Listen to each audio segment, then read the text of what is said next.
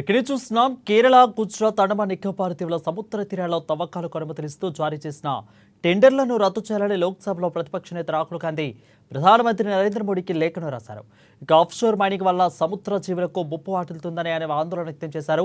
ప్రభావాలను కూడా క్షుణ్ణంగా అంచనా వేయకుండా ప్రైవేటు సంస్థలకు సముద్ర గనుల తవ్వకాలు కేటాయింపులు చేయడం ఆందోళన కలిగిస్తుందని తెలిపారు.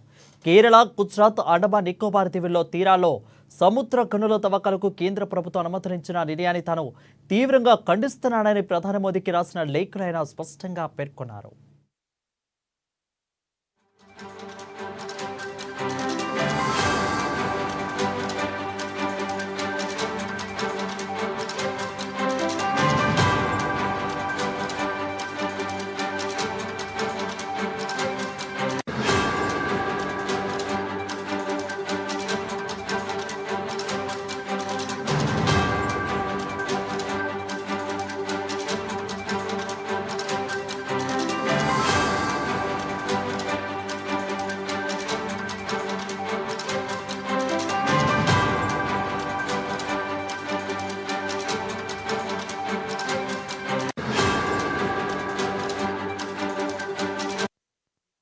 ఇక కేరళ, గుజరాత్, అండమాన్ నికోబార్ దీవుల సముద్ర తీరాల్లో తవ్వకాలకు అనుమతులిస్తూ జారీ చేసిన టెండర్లను రద్దు చేయాలని లోక్సభలో ప్రతిపక్ష నేత రాహుల్ గాంధీ ప్రధానమంత్రి నరేంద్ర మోడీకి లేఖను రాశారు.